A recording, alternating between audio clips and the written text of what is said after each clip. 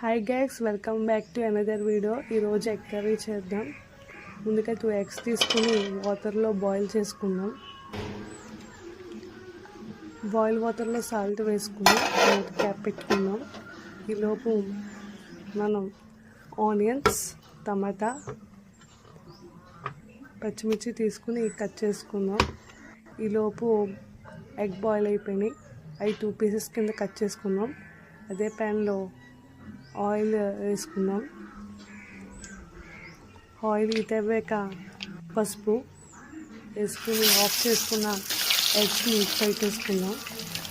Fry అయ్యాక turn చేసుకుని ఒక ప్లేట్లోకి తీసుకుందాం. సేమ్ ఆయిల్లో జీలకర్ర, ఆనియన్స్ ఫ్రై చేసుకుందాం.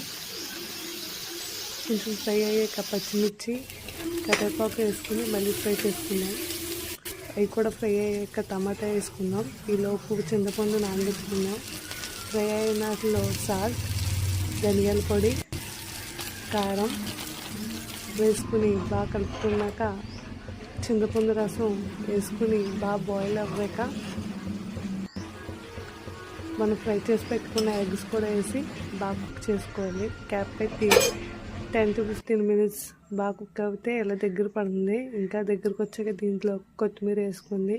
ఈ వీడియో కనుక మీకు నచ్చినట్లయితే please like, share, subscribe for more another videos. Thank you.